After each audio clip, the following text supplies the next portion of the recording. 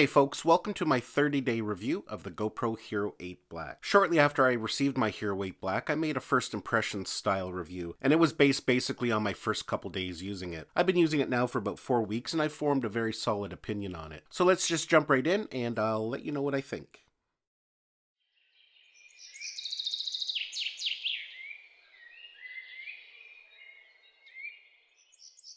Now, 3 things I want to mention here before we continue. First of all, this is just going to be a short and sweet little kind of review. I'm just going to give you kind of my opinion on it. I'm not going to go into all the specs and what's new. I've already covered that, and there's been a ton of videos on YouTube made about that already. Basically, this is just going to be an opinion piece and what I think of it after using it for about 4 weeks. Second of all, I want to mention that I purchased this myself. I have no affiliation with GoPro whatsoever. I've never been in contact with GoPro other than getting some support, and GoPro has never sent me any of their products to review. And the last thing I want to mention before I get going, the thing you have to remember is reviews are just opinions. Everybody uses their GoPro differently. Everybody expects different things out of them. A review can vary greatly from one reviewer to the next. I've been using GoPros from very early on. I consider myself to be a fairly heavy user. I'm not an extreme sports kind of person, and I don't really use my GoPro in that aspect. For me, I use it because it's rugged, it's portable. I use it to capture our family vacations, fishing, camping, hiking, just out enjoying life. So depending on how a person uses their GoPro, a review can vary greatly from one person to the next. Anyways, with all that said, let's just get started here.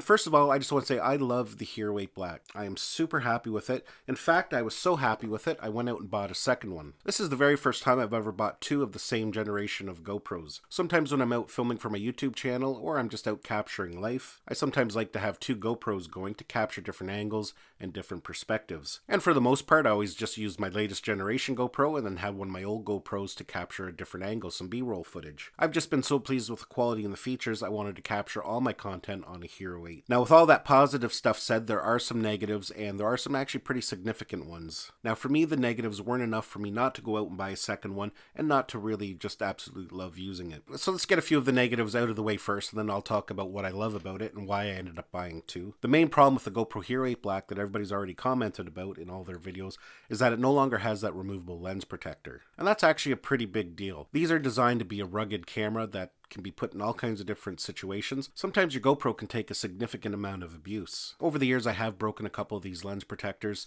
and it was a very easy, simple fix. You just go online, purchase a new one, $20 later, it's fixed. But now if you happen to do some damage to it, it's not such an easy fix. Now, with all that said, apparently the glass that they're using now is a little bit stronger, so it's less likely to break. So for me, not having a removable lens protector is probably the only big negative that I do have with it. I'm hoping maybe next year GoPro will reverse their decision and make that removable again. However, GoPro tends to use the same form factor for a couple generations, so I think we will be stuck with that for a few years. So now I want to address a couple of other concerns that I had and some other people had early on. The first thing are these finger mounts. When GoPro first announced the Hero 8 Black, I was a little skeptical on them, because I wasn't quite sure how strong they would be or how well they would work. In my first impressions video, I actually was quite happy with them. They seemed sturdy enough, and they were just so convenient that you didn't have to put this in and out of a case anymore. I think that's just a really slick system that they've designed there. I've personally seen some reviews where people were complaining that these things were kind of wobbly and the camera was loose when it was mounted. Personally, myself, I've not had any problem. Once you've got your thumb screw tightened in there, it's on there very solidly. There's no wiggle to that at all.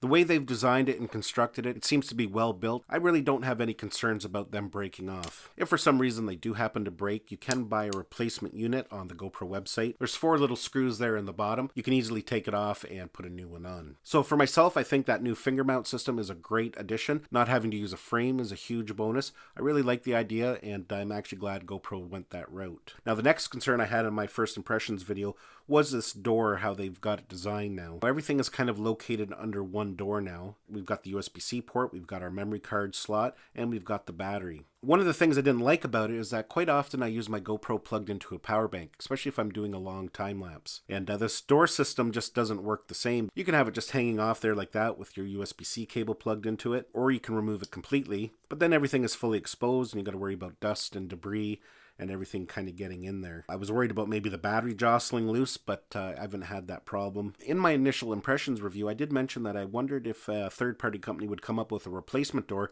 that had a little slot there for the USB-C cable, so you can put a door back on it and still plug it into power. And sure enough, Ulanzi has come up with one. I don't know if it's for sale yet. I haven't got one yet, but I do plan on getting one, and I'll definitely be taking a look at it in another video once it does arrive, just to see how it works. Now, when it comes to audio, GoPro did state that it has better audio than the Hero 7 Black. Personally, myself, I didn't find any big improvements. In fact, when I was doing some testing and different things, I found it to be about exactly the same. Action camera audio is action camera audio. You're never going to get nice studio quality audio out of an action camera, especially one that is waterproof with those membranes over the microphones. Ideally, if you want very pristine audio, you're going to be attaching a third-party microphone to it anyways. Personally, I don't really have any complaints on the audio. It's not great, but for what I do quite often, it's very usable. The Mavic Mini just got released, and I actually used it quite a bit filming some B-roll footage. I never attached any external microphone to it. I thought the audio was good enough for what I was doing. Now, the materials they used are quite a bit different this year than the Hero 7 Black. The body has kind of more of a hard shell to it. The front still has that typical kind of rubber coating. I was never a big fan of that rubber coating. I know it's there to help protect the camera, but it just gets so beat up so quickly. After using a GoPro for a month or two, they just look to be in really rough shape. Now, that's just a cosmetic thing, but still, when you're spending money on equipment, you want it to stay looking as nice as possible for as long as possible. This new kind of hard shell that they're using looks like it will be more durable and stay looking nicer over the long term. Now, if you're not aware, GoPro did make a new battery for the Hero 8 Black, and you can see that they have this blue kind of cap on them now. Your old batteries do work just fine. However, you will notice I'm just going to install one of the old batteries here and power it on. You're going to notice this message come up right away that you need to use a Hero 8 battery to have full access to all the features. Basically, the new batteries can discharge power a lot quicker. For most part, the old batteries will work fine for everyday usage. When it comes to high frame rates and using hyper smooth with boost, that's where you're going to maybe run into some limitations. But for me, it's not a negative because GoPro could have easily made these batteries not compatible. But to me, being able to use your old batteries all the way back to the Hero 5 is a huge plus. In addition to that, GoPro also made the microphone adapter from the Hero 5, 6, and 7 Black compatible with the Hero 8 Black. The other thing I really like about the Hero 8 Black is the new menu system. Being able to customize buttons on the screen for what you want as shortcuts is just brilliant. If you don't use certain features, you can take it off the screen and put what's most important to you on there. Being able to make your own profiles for different shooting modes is also a huge time saver. But what I love most about the Hero 8 Black is the new Hypersmooth 2.0. Hypersmooth on the Hero 7 Black was amazing to begin with, and they've just taken it so much further. The other nice thing is that you can set your level of stabilization, and that's important for some people because sometimes you do want a little bit of movement. Depending on what you're doing, sometimes a little bit of movement in the camera adds to the experience, and there's other times where shake can really detract from it. But being able to set stabilization for what you find most appropriate is just a really nice feature. When you have boost enabled, this thing is super solid. If you've gone back and watched any of my stabilization comparisons against the Hero 8 Black and the Hero 7 Black, or the Hero 8 Black against the Osmo Action, it's just incredible how smooth it is. Hypersmooth 2.0 is the first stabilization that I would say is a true gimbal killer. Now, there's always going to be those situations where a gimbal does come in handy, especially when you're filming in low light situations, but for myself, probably 99% of the time, I can get shots that are just as stable as if this was mounted on a gimbal. And that to me is just incredible. Not to mention less hassle having to carry a gimbal around, packing it. They take up a lot of room, they can weigh a lot, and they just kind of get in the way sometimes. It is so stable that when you have this mounted to your body, it almost looks like it's on a tripod. Even if you're moving around a little bit, it just stays so nice and stable. And for me, being a YouTube creator, when I have this mounted on a chest mount or a head strap, say, trying to get some B-roll footage, it just makes the content that much nicer. Now, there's a ton of other new enhancements and features. Like I said, I'm not going to get into all the specs and that into this video. Definitely not having a replaceable protective lens is a big no-go for many people. I've talked to a lot of my subscribers who said that they just won't be purchasing it just for that reason alone. If you've upgraded to the Hero 8 Black, I'd be curious to see what your thoughts are on it. Leave a comment down below, let me know what your user experience has been, if you've loved it or if you've regretted upgrading. Hopefully you enjoyed this video and got some value out of it. Give it a thumbs up if you did. Don't forget to subscribe to my channel so you don't miss any of our upcoming videos, and we'll see you in the next one.